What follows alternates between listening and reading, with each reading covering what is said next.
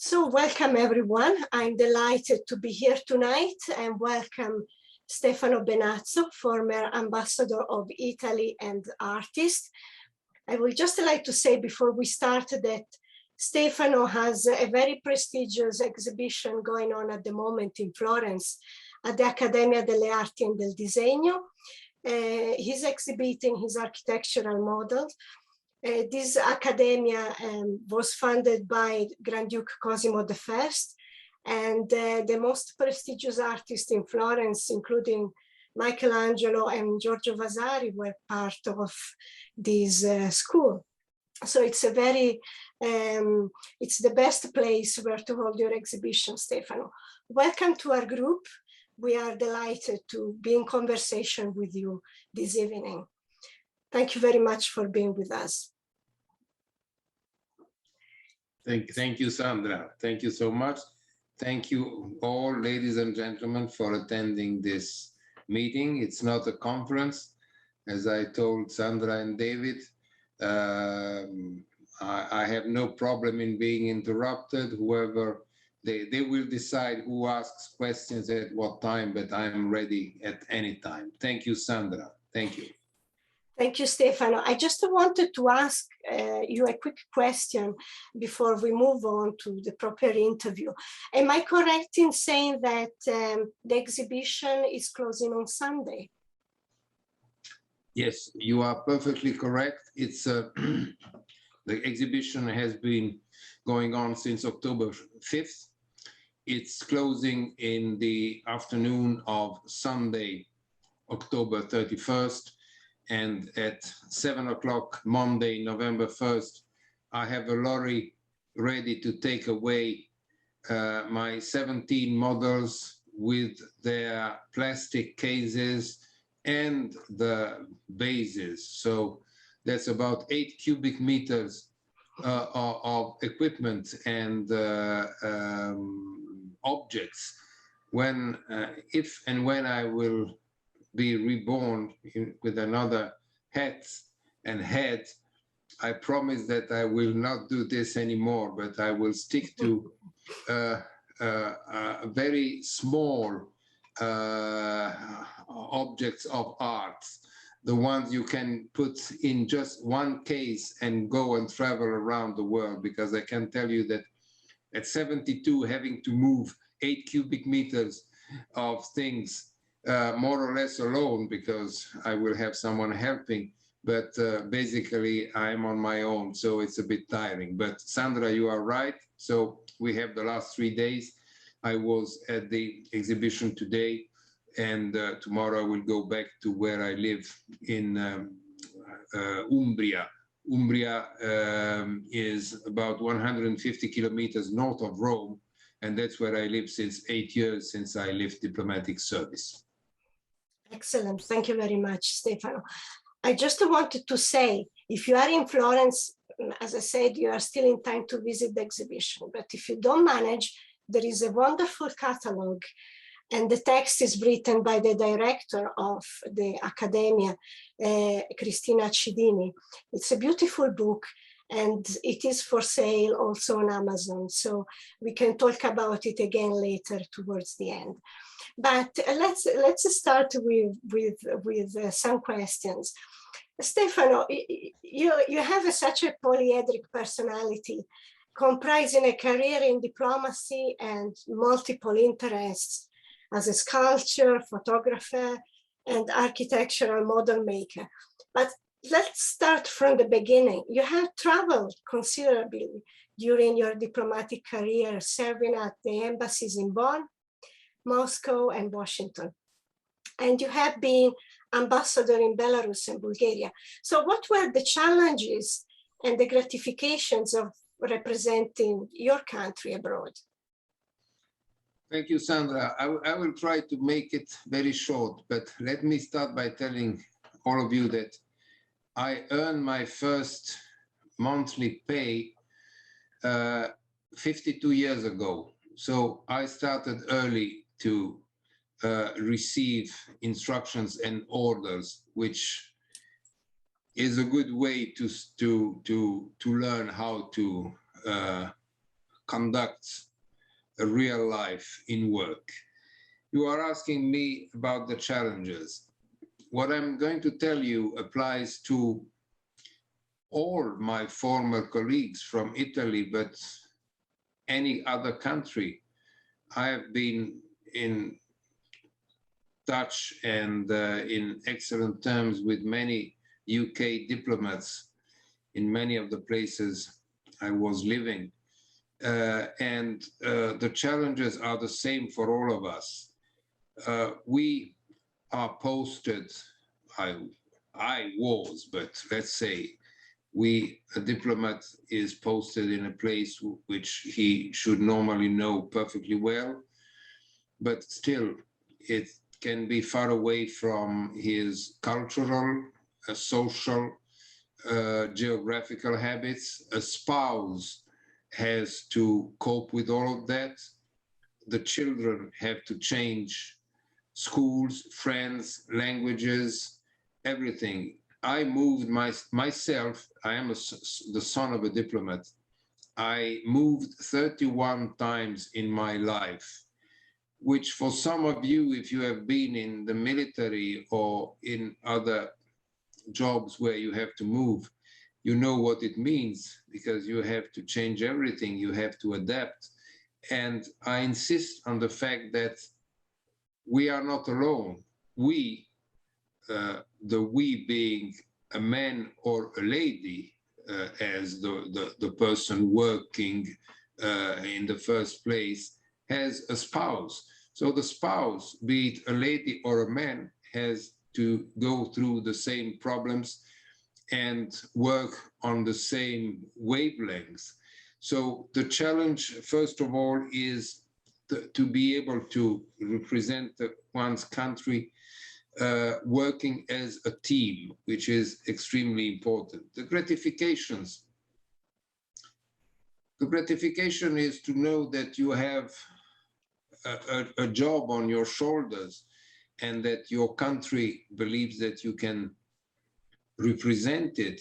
And of course, a diplomat will not be influenced by the political side of the government in the country he represents. As you say, well, right or wrong, it's my country. And the same applies, right or wrong, it's the government which pays me. If I disagree, I quit.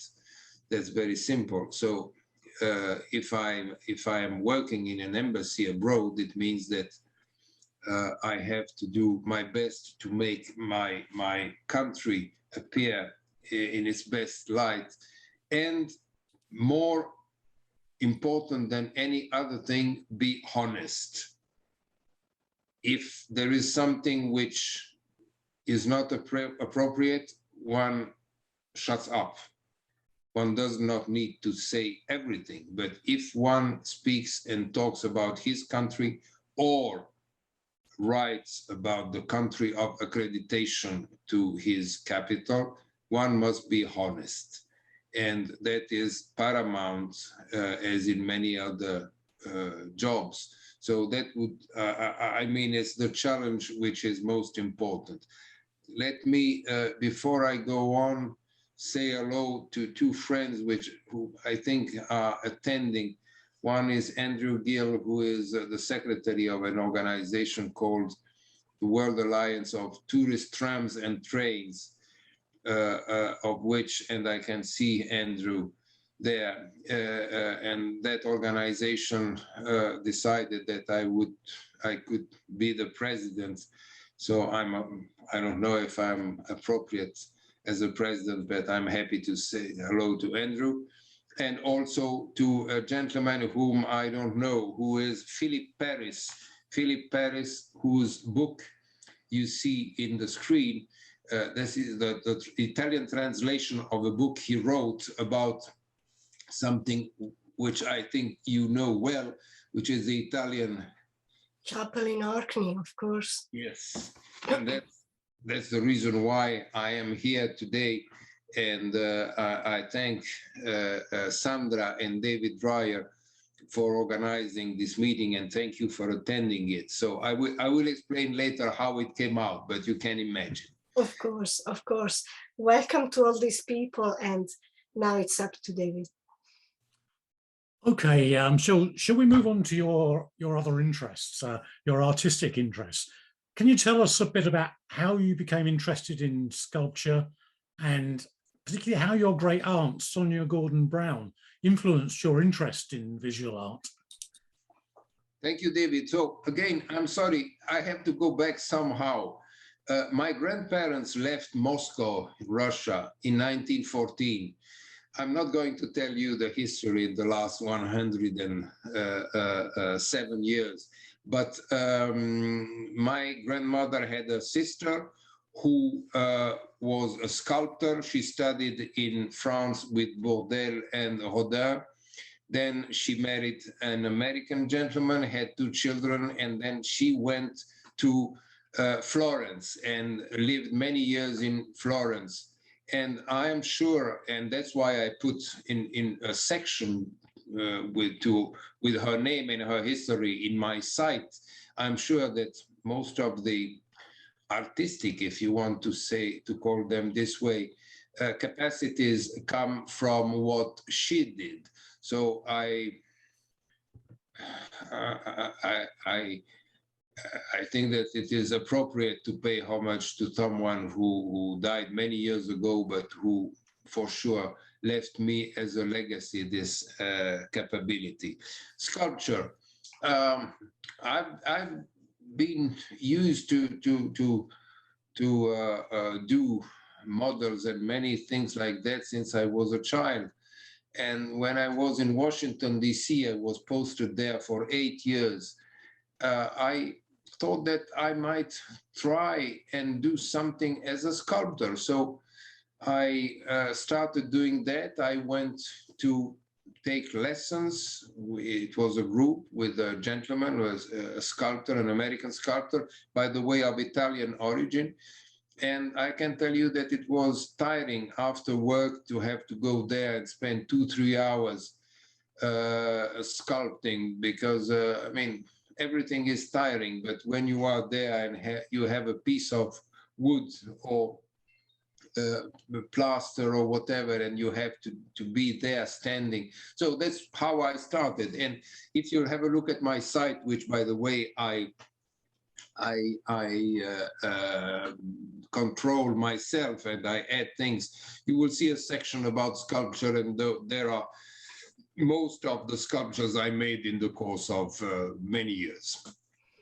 Yes, and we will mention your website again later on. It's stefanobenazzo.it if people are interested in looking at it later. And I think David has prepared a few photographs that we can show of your works. And so perhaps you may want to tell us, Sure. Where do you find the inspiration for your sculptures? And where do you keep them? Are they exhibited at the moment? Do you keep them in your home? I keep them at home. I shot the photographs myself, so whatever mistakes you can see are the fault of the photographer, which is myself. The one on the left is a ship, a 3-masted ship, because sometimes all my passions come together. And in this case, I had a piece of teak wood, which I found in Dubai years ago. And so I transformed it in a 3-masted ship with 3 sails. On the same line of thought, on the right, you have a piece of alabaster, very, very thin and nearly translucent on a base of metal. So both of them can be connected with one of my passions, which is the sea and whatever is connected to it. And you will see it later on with my photos of shipwrecks around the world. This has nothing to do with ships. It's just 3 three trees. I can see, sorry, Stefan, I can see that you are using different materials. Yes. So what material is this? This one is a very, it's a whitish stone from southern Italy, which is much easier to work than marble or any other. So, I mean, I take into consideration the fact that I'm not 20 years old. So if I can work and do something in a few days rather than months, I think I have more pleasure in doing that. And those are just trees, three trees, one near the other. And as I'm used to be able to move everywhere, they can be just extracted from the base and then put to rest and be packed and transferred wherever I want them to be exhibited. Excellent. What you see on the right, as I did not know how to sculpt hands and feet, I decided that I could be the best and less expensive model myself. So I took my right hand and having it more or less handy, I started and I sculpted it in plaster, and then I had it done in bronze. Yes, cast in bronze. So it's a bigger than nature, but at least I learned how to do it. And the other one is a cat. I am a cat lover. I had cats for most of my life. So this one, which looks like an Egyptian cat, in fact, it's a very normal stray cat. Do you say stray cat in English? Yes, is it right? It's a stray cat I had, but I like to have it this way and looking to the horizon like an ancient Egyptian cat. Fantastic. This one is a bronze cast of the face of a lady who was a model in Washington, D.C., which I found extremely interesting because of the very sharp definition of her face. So she, I mean, a sculptor is not attracted by because someone is nice or not nice, beautiful. This is totally irrelevant. A sculptor is attracted because of the personality, and she had a lot of personality. It is beautiful to me. This is a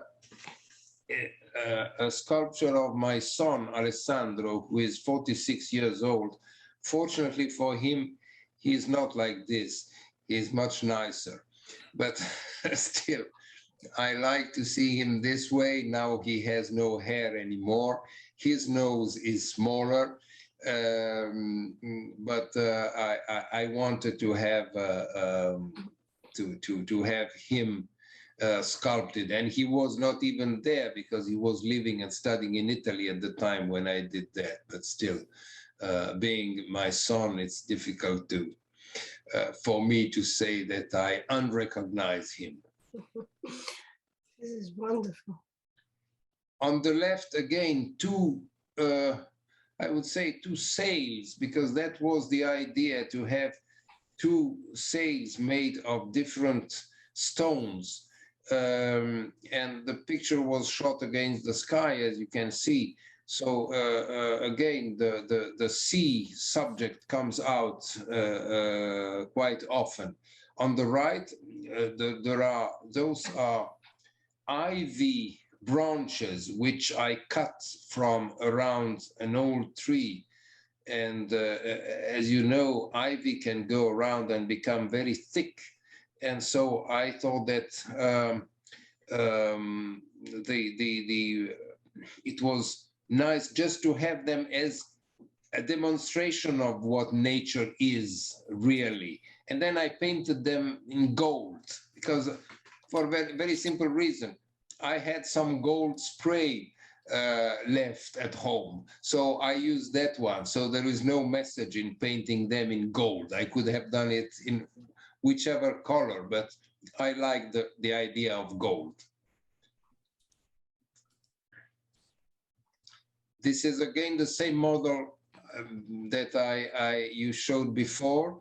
This one is in a different kind of resina, so plastic resina. And again, I like the personality which exudes from the face. So you really like to experiment with all these different materials. Yes, I mean, forms. Keep into consideration that I have to work very quickly and not spend days and weeks.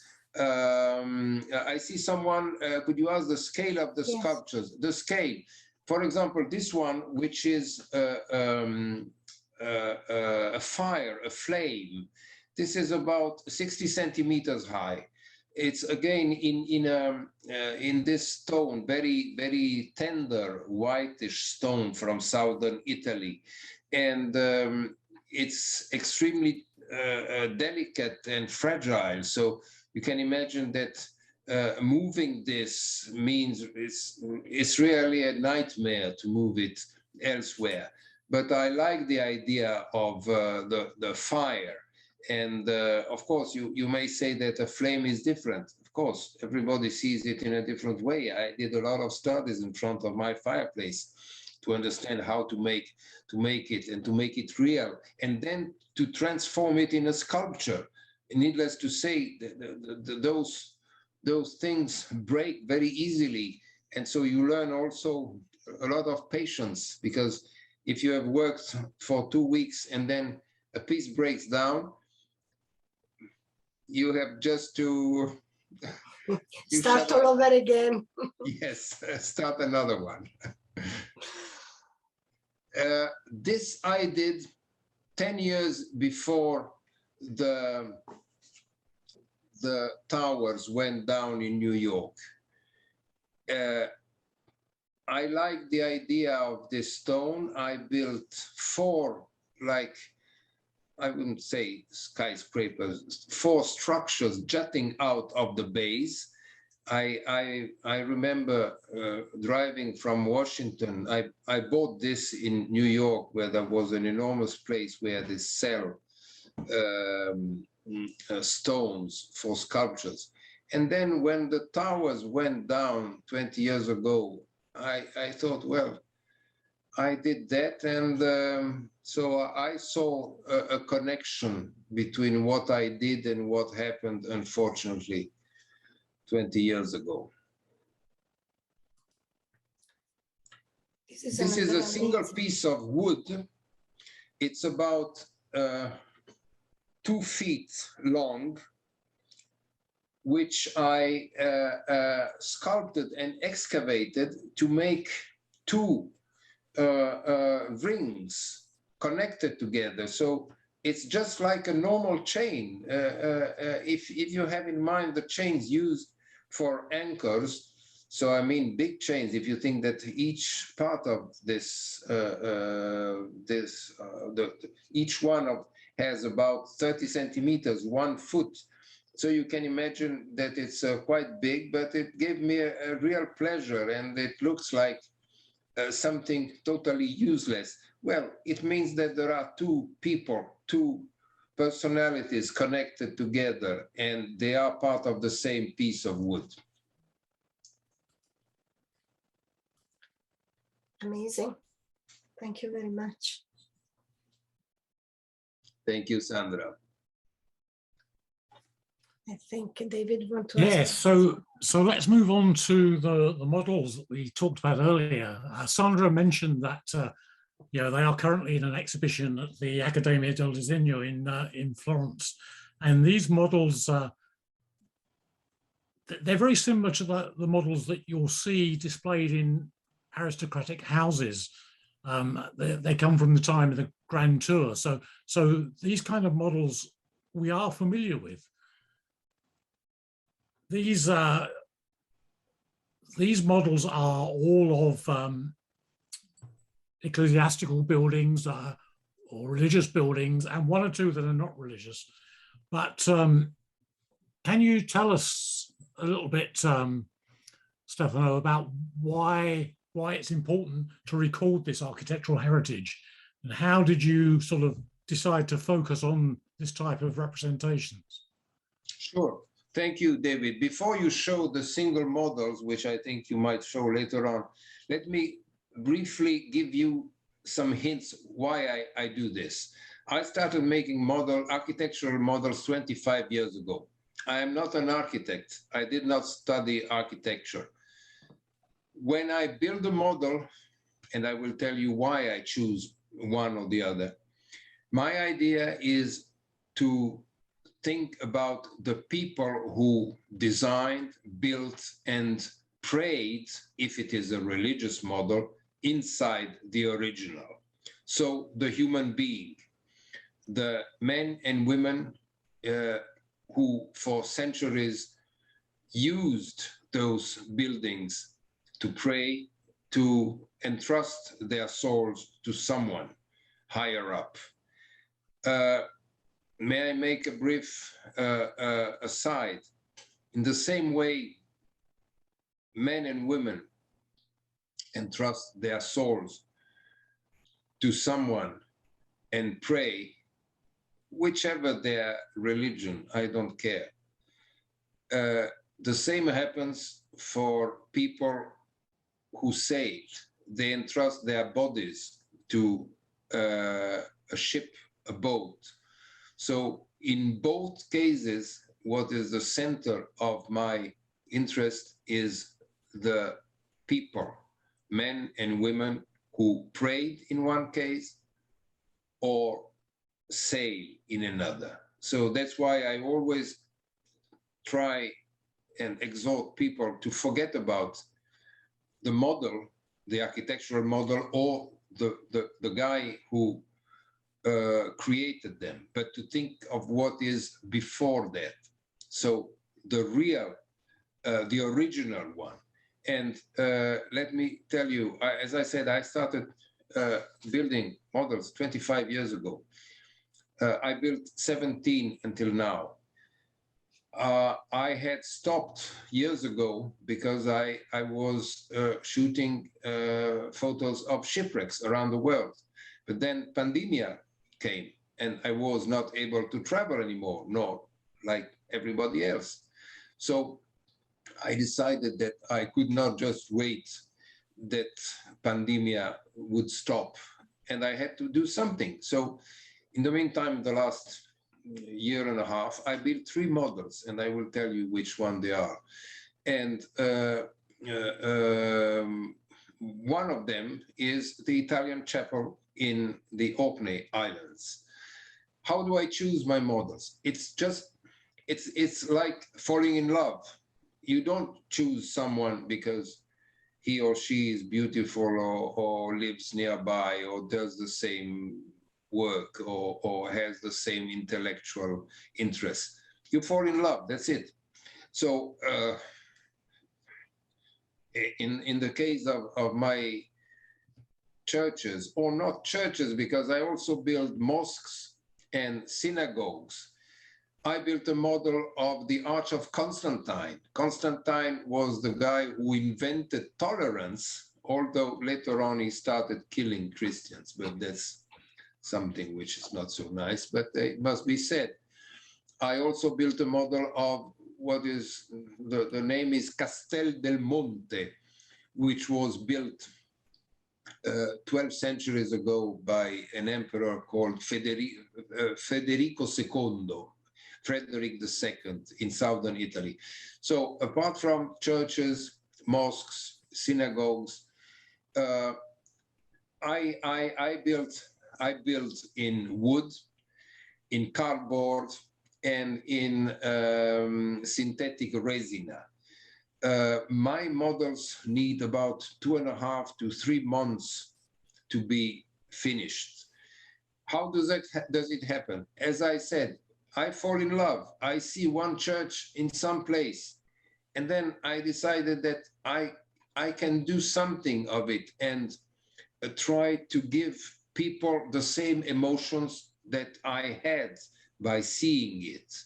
The same happens with my photos of shipwrecks. The shipwrecks in themselves, one can say they're just images of wood and flotsam and metal. No, they represent the life of people who were on board, and those ships did their job. They brought back the men on shore. In the case of the, I'm jumping, sorry, from one to the other, but they are so intimately connected in my way of thinking that it's inevitable. So I see, let's say, a church. Let me give you an example. I was sailing last summer between Sardinia and Corsica, and with friends of mine, we went driving up in Corsica in the mountains. And then I saw a church, which was an extraordinary vision. I use the word vision on purpose because for me it was a vision in the mountains of Corsica, seeing a church built in the 12th century by the, let me call them by their name, owners of Corsica, who were the inhabitants of the city of Pisa. Pisa That's was right. one of the 4 maritime cities in Italy.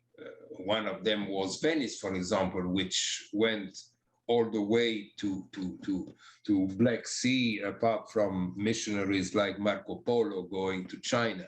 So I saw this church and I got in love. So I went on the internet, I found photos, I found a doctorate study, 190 pages about it. And so I will start building it. And it's a very simple one. The name is San Michele di Murato. Murato, M-U-R-A-T-O. And you might want to have a look at it. And it's a very simple thing done in 12th century. So that's an example. Another one, I lived 8 years in former Soviet Union or Russia. And I built many churches from that part of the world. By the way, when I was young, I was 18 years old. I went 3 times to Mount Athos in Greece. So evidently there is something connecting me to Orthodoxy. And so when I saw those churches, one by one, I started building them. But the same applies when I built, for example, a model of Notre Dame in Paris, or San Pietro in Rome. The last one I built, not next to last, was a model, is a model 1:50 scale, so it's about 4 feet long, of the Abbey of San Migniato al Monte, which is in Florence, and was built in 1008. So it has some centuries behind. A long history. So that's the photo on the front cover of the Indeed. exhibition catalog. Am I correct? Exactly. And while I was looking for shipwrecks to photograph in the Orkney Islands, because I have an enormous database of shipwrecks all over the world. And I know pandemia makes it nearly impossible to travel, or very difficult, but I did not stop looking for them. So some of them are extremely expensive to go and shoot, like Australia. But I thought Orkney Island, as I wanted to shoot many shipwrecks in the UK, so the islands were easier. And then I found this church, which was built in 1943 by about 500 Italian prisoners who were working there. And I built the model. Sorry, Stefano, perhaps David, could you show the images as Stefano is explaining? Yes, please. Sorry, I didn't want to interrupt, but I thought it would be nice to see the images alongside. Indeed. So this is the San Migniato Abbey, the one I mentioned, a bit more than 1,000 years old, 4 feet long, which I photographed in the garden of the house where I live in Umbria. But going back to the Italian chapel, the chapel, some of you or most of you might know about it. It's still working. It's a national monument. It has been used for marriages, this one. So it was, the history says that it was born because the British commanders of the prisoners' camp accepted the request of these Italian prisoners to have a place where they could stay and just be together. And they gave them 2 Nissan huts. And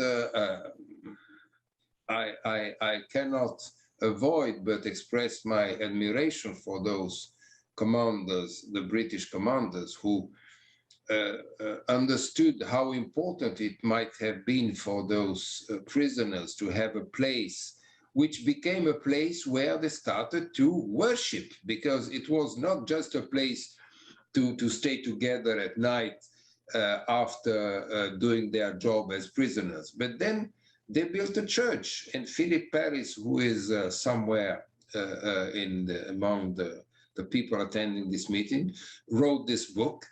And so I thought that it was an extraordinary example which fits perfectly well with my idea of building models, because those people 70 years ago had the same purpose, the same faith, the same, they were convinced that they could and they should do something which was not just spend their time waiting for the end of the war. So in my catalog, I wrote the caption for this church: prisoners of war, comma, prisoners of COVID-19, because that's exactly what I feel.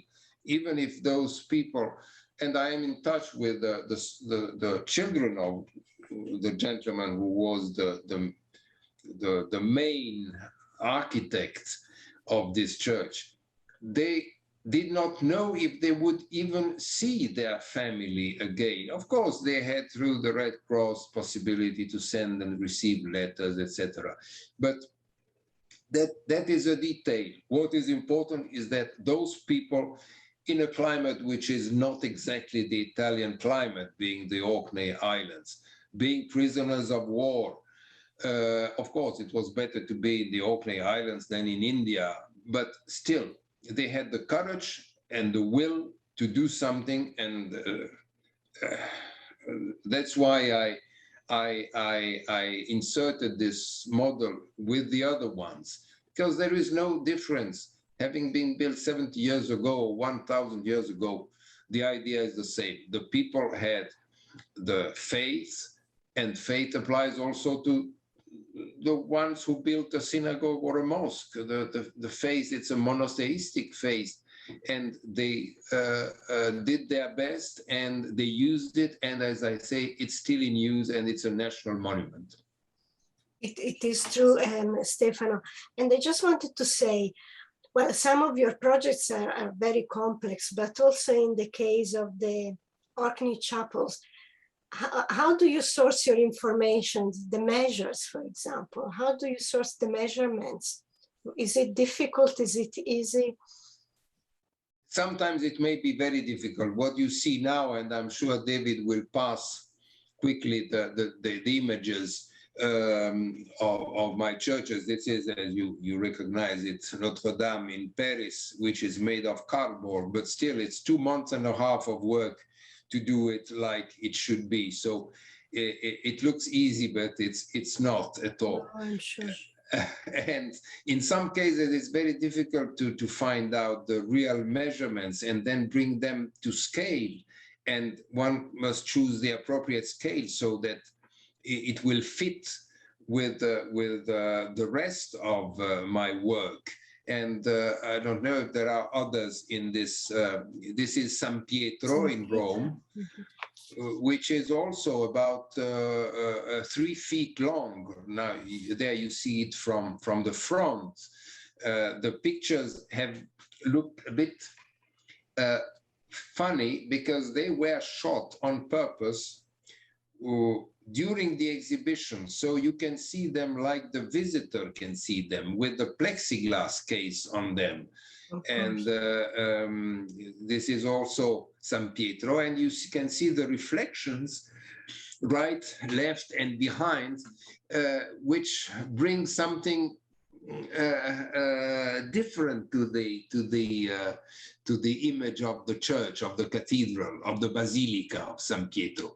And the pictures were shot by my companion, who is a photographer, and very good photographer, by the way. And in this case also, you see here a church in Sofia, Bulgaria, which was done having the reflections left and right. So I like the idea of not having just the image, the raw image of the church, like it might be if when I do them myself without the plexiglass or plastic case or glass case. I tend to avoid glass because they break down. It breaks down. The mosque in Shumen in Bulgaria, I did my first exhibition of architectural models in Bulgaria when I was ambassador of Italy there. And the exhibition was called Tolerance, because Bulgaria is a very good example of what tolerance can be. Tolerance between Christians, Orthodox and Catholic, Muslims and Jews in the same space for centuries. Those four confessions were one near the other. So that's why I called it Tolerance. And so I'm happy that I have a mosque. Also, there is a synagogue which might come out later on during the sequence. Here is the synagogue in Sofia, which I like very. It's small. I mean, it's not bigger than, let me say, 1.5 feet in length. So it's not a big thing, but still it gives a good impression of so many different styles in whatever is done, and that happens a few hundred meters or yards from the mosque or from the Catholic or Orthodox church. So I think that nowadays, when tolerance is not the most accepted or sought after virtue in the world, I thought that the idea of tolerance is still something which must be implemented and told to people and taught wherever. That's what I guess we all try to do. Absolutely, absolutely. If you'll bear with me for a second, I'll just go back because we jumped very quickly over a few. Yes, that's true. Yes. For the Orkney Chapel. Sure. I see a question from someone, what media do I use to paint? So the cardboard models come already painted. And in the case, for example, of St. Basil Cathedral in Moscow, which you can see behind on the left, there is a reflection. It comes already painted. One has to cut it out, put them together, glue them. So what you see here, even if it comes apparently ready, it takes 2.5 months. And I work very, very quickly because I've been working for decades. So it is really a difficult one, but I love the idea of those incredibly colored domes shaped in such a way. By the way, they say that when the architect finished his job, the Tsar at the time, how do you say,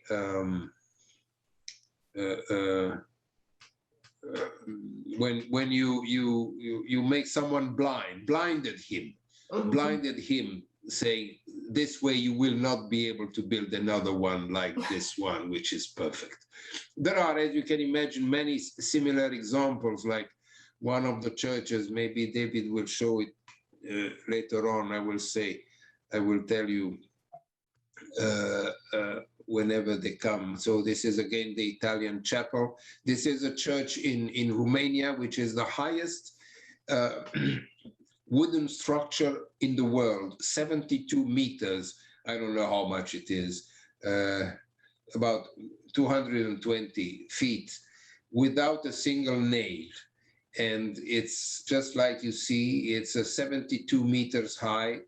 The four small belfries on the four corners of the big one mean that the abbey at the time had the right of life and death on his flock, which is not very democratic, but I mean, I'm just reporting what I know as it was 300 years ago. This is in Romania. This is in Russia, in Karelia. And when the architect, when the I don't know how you say it in English, the Maestro d'Ascia, the guy who uses an axe to work, so architect and master, when he finished it, he threw away his axe in the lake and said, there is no other church. There has never been, and there will never be a church more beautiful than this one. And that is true. It's an incredibly difficult job to do. By the way, I was never allowed by Soviet and or Russian authorities to travel there. So I got fed up. I found a book with the plans and I built the church. And so I have it in my house now, even if I have not been allowed to see it, but tourists are allowed. I'm sure many people who go to Russia might have gone up there. It's on Lake Onega in Karelia, near Leningrad. No, sorry, not Leningrad, St. Petersburg. Sometimes my old habits come back. This one is also a church in Russia. The name is San Demetrio of Salonicco. San Demetrio of Salonicco is a very important saint for Orthodoxy. And this one is far away in the region of Arkhangelsk in Russia. It's about 1.5 feet high, but it's one of the first model I built, the first architectural model.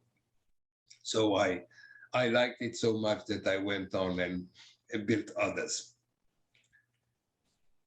This is the model in front, in the forefront of the Holy Wisdom.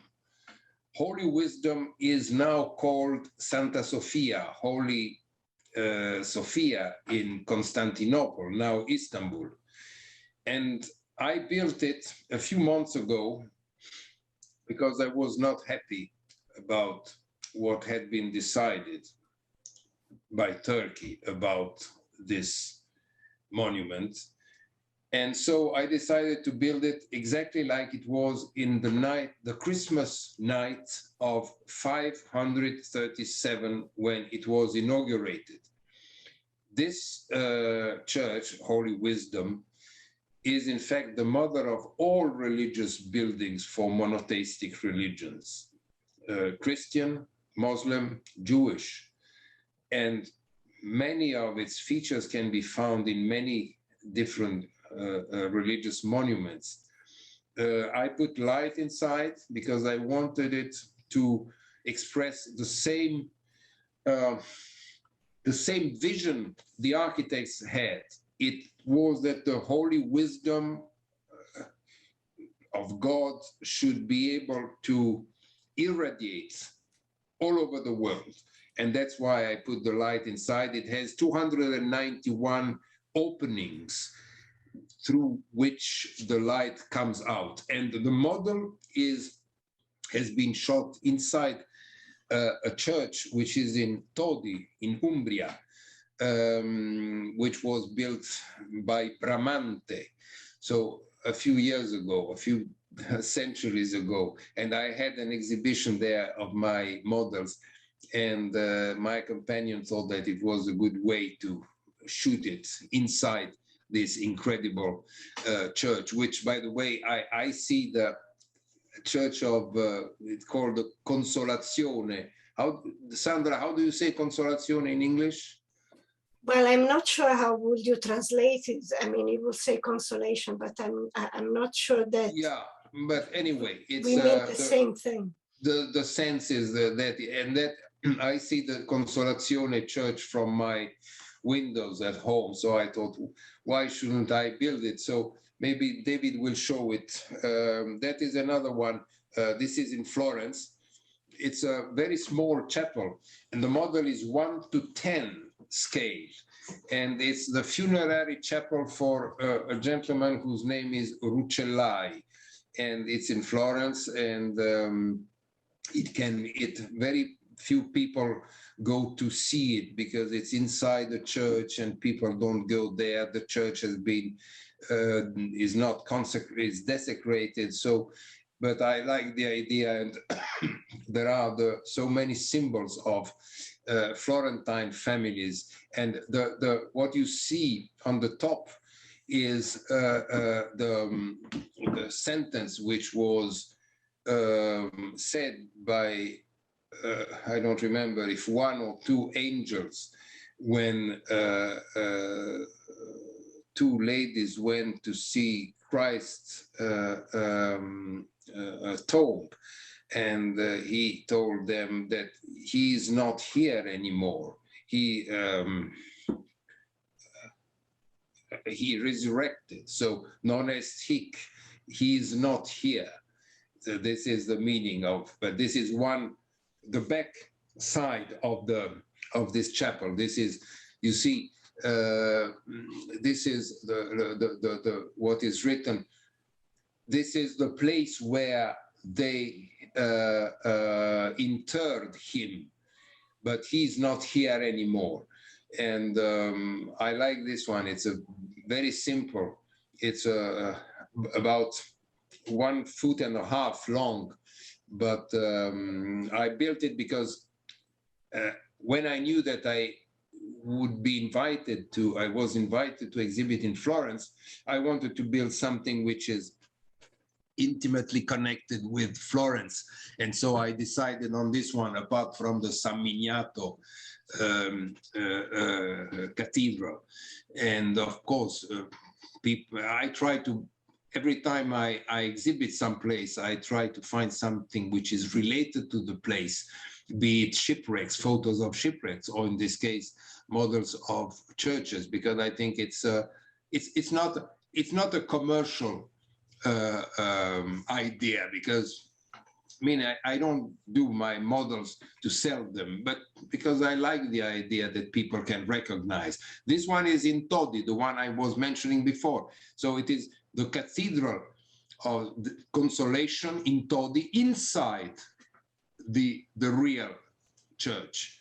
So you might recognize the domes, the two lateral domes, and the interior and the windows. You see the windows which are reflect the original one. So there are many hints which make it extremely attractive for me, because I can reenact for people and offer them the emotions that I had myself when I discovered, when I planned, when I prepared the plans and then built it. That's the same Consolazione in Todi. This is the Castel del Monte I was mentioning before, which is at least 12 centuries old, and it's made by 10,000 parallelepipeds in resina, synthetic resina, which come as all parallelepiped in six-sided pieces of resina, which I had to cut and insert one by one, and then, I mean, it's 3 months work behind this, so I will not enter into more details, but you can see it on the internet. Arch of Constantine, made of cardboard. So as I said before, even if Constantine was not a real gentleman, still he signed the famous Edict for Tolerance. This is the back of the San Migniato church, shot in my garden, and you see the church tower. Of course, these models have to be transported everywhere. So in this case, it can be totally dismantled, and the base is it's 4 feet high, and so it comes in many parts. And then this one, the facade and the back and the walls and the roofs and the angel on top. So all of this must be prepared to travel, because I cannot just send it this way. Okay, I think looking at the time, Yes, maybe we should move on and have a look at the photographs. Yes, that's right, because another one of your activities is that of photographer. And I'm very interested in understanding a little bit more. How did you decide to focus? Why did you decide to focus on the shipwrecks? And which places you visited around the world in order to photograph them? Thank you, Sandra. Let me first tell you that, all of you, that you can see my photos on my site, the photos not only of shipwrecks, but shipwrecks are now what I really love to do. I shot shipwrecks in about 20 countries, 4 continents. Once I even went sailing to South Georgia and Falkland Islands for 45 days with someone who was a hero for me 50 years ago, who is a French citizen who became a British citizen. And he even got from Her Majesty the Polar Medal because of his activity down there. And so we went sailing for 45 days, and I found a lot of shipwrecks. But I went also in the Caribbean, Canada, USA, Namibia, Mauritania. The one on the left, no, both of them I shot in '69. So I'm sorry that I don't know how distinctly you can see them on your screens. They should be more defined, and those were shot on the Strait of Magellan. But I went back, after shooting them in '69, I went back in 2015, and I was happy to see them still standing there. So how do I find them?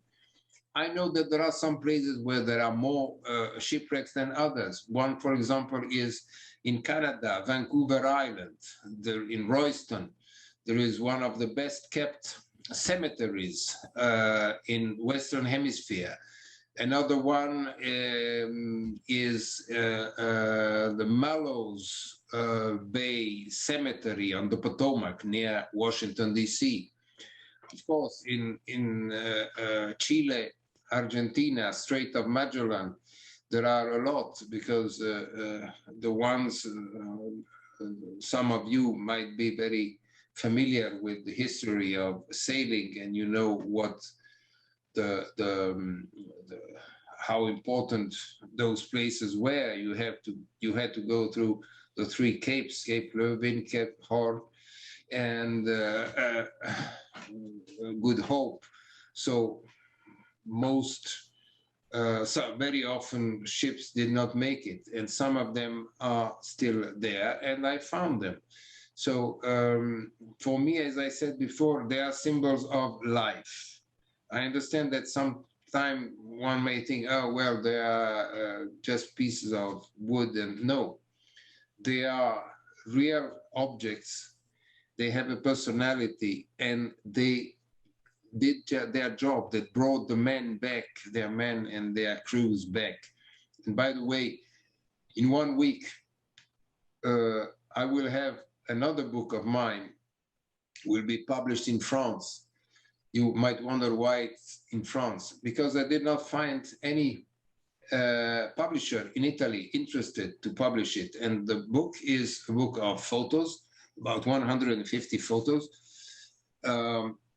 This one was shot in Namibia on the Skeleton Coast. So 150 shots, but more important, for me at least, 46 tales, which were told to me by the wrecks, by the shipwrecks themselves, while I was taking pictures of them. So you might think I'm totally mad. Yes, sometimes.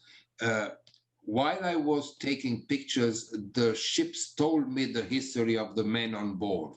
So it's not a man talking about ships, it's a ship talking about men. This one in Namibia, for example. They have a lot to say, because one tends to think that the ship is important. Yes, it is, but the men on board, let's talk about them. Let ships talk about them. So in 1 week, I will drive to France and have the copies I ordered of this book, which will be available, of course. It's in French. This one is a cemetery of boats used in northeastern Italy for about 500 years to bring whatever load and cargo was necessary. When you think about Venice, you see Venice, San Marco, you think about the Venice Empire, how to say, all over the Eastern Mediterranean. But how was Venice built? It was built by people who brought wood and stone and whatever was necessary from elsewhere, and from nothing in the water, they built Venice. So those are the remains of the boats, of the kind of boats which were called burci, B-U-R-C-I. The burci were the backbone of northeastern Italy economy for centuries. And some of them, of course, the recent ones, are there and they are left to rot. So I thought it was necessary to take pictures of them. And I have a friend, a madman like me, and we go shooting wrecks in the morning in the Laguna of Venice at dawn, before mosquitoes eat us. So we go and take pictures of those things which will disappear. In 10 years, there will be nothing left. So what I do is necessary also to show it, to keep it for future generations. Those boats here are the remains of the boats used by migrants from northern Africa to bring them to Italy, to Spain, mainly to Italy. And the same, the migrants are there. They are not just statistics of people managing to get to Italy, or people unfortunately dying in the Mediterranean. So one has to document those boats. They are normally, how to say, 30 to 40 feet long. They are normal wooden fishing boats they were in Africa. And now they're just abandoned there, waiting to rot, and sometimes they went up in flames. So it was necessary to take pictures of them also. On the top, you see the ribs of one of the burci I mentioned before in Treviso. And on the right, I will tell you a story. You know, Costa Concordia, the ship which went aground a few years ago on Italy's coast, which was a shame, by the way. I did not go to shoot the shipwreck of Costa Concordia because it was a tragedy for me, really. I did not have the courage to go. But then I went to the place where they were dismantling it in Genova. And there I did not I was on board, and people told me, you are the only photographer who does not shoot Costa Concordia. No, it's a tragedy. It's not an object for shooting. But I shot the chains and the objects used to redress Costa Concordia, because for me that was extremely important, because one has to think in this case about the 32 people who died on board and the 2 divers who died while they were working to redress it. So it's a humble way to pay homage to the people who died there without getting artistic or so-called artistic images of the wreck as it was. Those are just humble chains. In my book, chains also give their comments. So it might be interesting for you to imagine what a chain has to say. I leave that to your to your fantasy. No, of course. I mean, I would just like to remember that the Costa Concordia was a cruise ship that sank. I don't remember precisely the date, but a few years back in the Tyrrhenian Sea, just off the coast of Tuscany, near the island of Giglio, and many people died there. But here we are in South America, in Argentina. That's one of the, you can see the very peculiar southern hemisphere sky. And this ship is just there, abandoned on the shore. And it's an incredible sight. You happen to drive by. Of course, when I never go to places looking for shipwrecks. I know in advance that they are there, so I have I know exactly where they are. I see a comment, fascinating photographs. Thank you. Each one tells its own story. That's why I wrote a book about that. And they told me their story, because this one was abandoned there, and you can see how it looks now, but it has a lot to say, all of them. You can imagine what ships in South Georgia or Falkland Islands have to say. For example, Great Britain was brought back to UK and is now in the same place where she was born many years ago, and just her mizzenmast is on the shore in the Falkland Islands. So everyone has something to say, but it's not something like just talking about ships. It's the ships who talk about men. And the same here. This one, the Olympian, on a shore in the Strait of Magellan. Very difficult to reach because it's far away from the main road going from north to south, and one has to walk a lot among pastures, and then there is a cliff, and then you see this ship which was built originally on the east coast of USA, brought to west coast, and then she was towed, or they intended to tow her back to the east coast, and then the tow line broke and she went aground, and she stayed there, and she has been there for I think 90 years. So you can imagine how much this ship has to tell all of us. And you might say that it's not relevant. It is, because this is our history. We exist because of those people, those ships, those sailors, in the same way like we exist because people built religious buildings all over the world.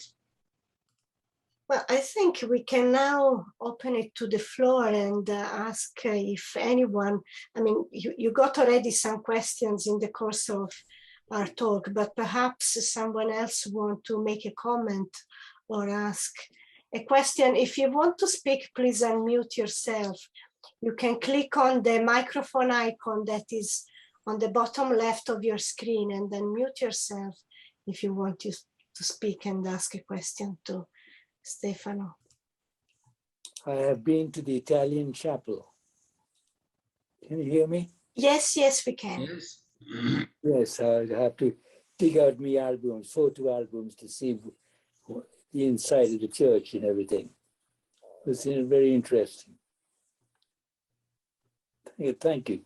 Have you seen, Peter, have you seen the interview with Philip Harris on our YouTube channel?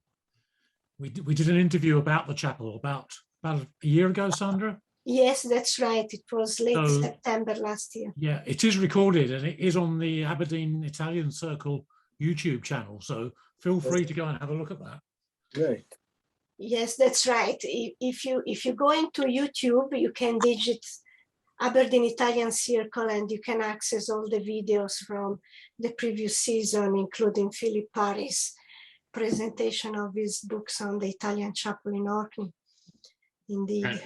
And by the way, welcome to Philip, who is there. I think he has some problems with his microphone and camera, but he is there and he sends his regards. And thank you. Any other question? I'm ready to answer. I think there is Rachel Hanna. Yes, please feel free to unmute yourself. Yes. Good evening. I found some of your sculptures really fascinating. Are there particular things that strike you that then encourage you to go and make a sculpture? I mean, is it all architecturally based? Is it through bits of nature? What kinds of things actually trigger you to go and create a sculpture? I don't know. No, normally people answer by saying that's a very good question. Yes, it is a good question, but I have not the slightest idea of how I come to imagine that something can become an acceptable or strong sculpture, and in which material to do it. It just takes you, and whoever is an artist, whatever kind of art, feels the same. You don't know how it happens. Like when you fall in love, you have no idea, but then it happens. And so if you feel that you don't know how to sculpt a hand, you take your hands and you do it. The same for a foot, the same for a tree. For many years, I photographed only trees and birds, and whoever wants to go through my site can see many of them. And then I thought that there might be other things in life, and so I started doing other kind of photos. And then the ship models, those of you who might be knowledgeable who might know that the Italian Navy has a Navy training ship, which is called Amerigo Vespucci. Amerigo Vespucci was built in 1931, and she is still sailing. Every year she goes around, at the moment, around Europe, but she went to around the world also. And I built a model of Amerigo Vespucci. It took me 364 nights to build it.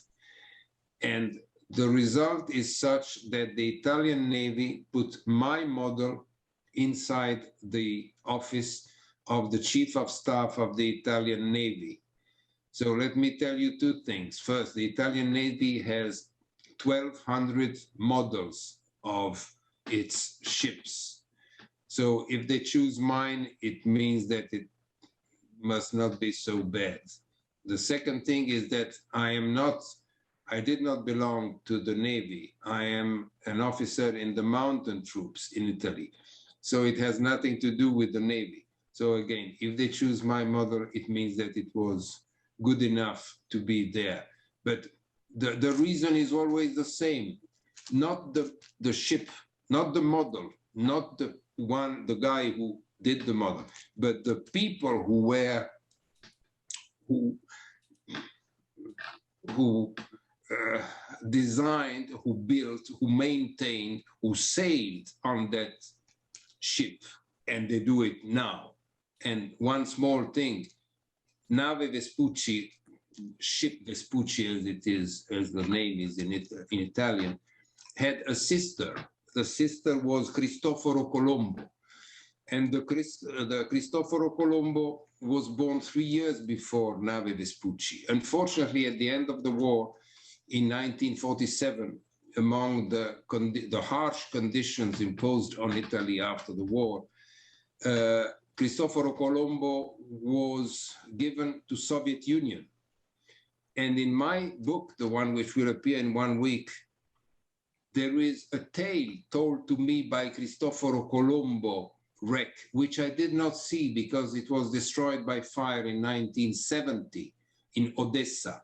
I started my missions. I went twice to Soviet Union and Russia for 8 years. I started there in 1980. So it was too late, but still I have written what I think that Cristoforo Colombo, not existing anymore, would have told me. So you see how things come out, but all the time what comes out of it is not the photo or the model or the church, the man behind. So we are more and more used to consider people around us as statistics. So many people doing that, so many people unfortunately getting sick, so many people unfortunately dying. But those people are not numbers. So that's what I'm trying, when I tackle one of these endeavors, because you understand, when you spend 1 year building one ship 4 feet long, you need passion to do it. But it's the passion coming of the knowledge of what the people on board were able to do. Thank you, Stefano. There is maybe another question. Do you practice your art, photography and/or sculpture every day? It's difficult to say right now. I cannot shoot around the world. I have a friend living in a cabin in Alaska waiting for me to go there, others in Australia. I mean, it's just a question of being able to fly over there, and of course it costs money, but I'm used to travel in very low cost and not expensive way. So no, I cannot take photographs at the moment. Models, yes. As soon as I have finished with my exhibition in Florence, I will start building the model of the church in Corsica. Then I have another passion, which Andrew Gill knows about, and those are tourist trains. And so there are quite a few things to deal with, but I start, you know, in Italian they say, the translation is, the one who stops is lost. And I think you have something similar in English. So I think that if I stop now, then I really go down the drain sooner or later. So that's why I try to have so many things to deal with. But you, please have a look at my site, because I think you might find maybe one or the other section more interesting than the other, but you will see passion all over it, because that's what drives me and makes it possible for me to go on. Thank you very much. Well, I will say Thank you very much, Stefano, for talking with us and for sharing your work with our group. It has been an amazing evening, and we really enjoyed looking at all the photos. And indeed, if anyone is interested in looking in more detail, in greater detail, they can look at Stefano Benazzo website, which is stefanobenazzo.it. And all the books that he published, including Rex, and the forthcoming one that is in French, they're all advertised already. They're all available except for the last one that is advertised, but not yet there. It will be very soon, the French one, in Amazon. So if you wish to buy the books, you can just digit Stefano Benazzo in Amazon, and you can find the books. Thank you.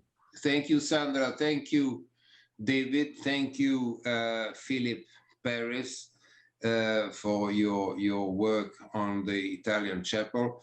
Needless to say, if anyone wants to have more details, I'm available. So Sandra will give you my email, and I'm ready to offer more details about what I do. And I hope that I am able to pass the passion and emotion which hit me while I was considering sculpture, model making, photography. Thank you very much, and I look forward. Thank you, Stefano. So just one last word.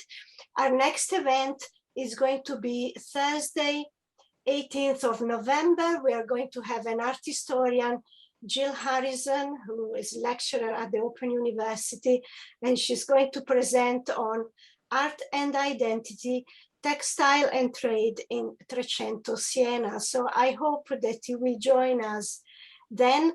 If you want to have more information about our program, please feel free to look at our website, which is aberdeenitaliancircle.org/forward-program. Thank you very much, everyone, for attending, and good night. Thank you, Stefano. Thank you.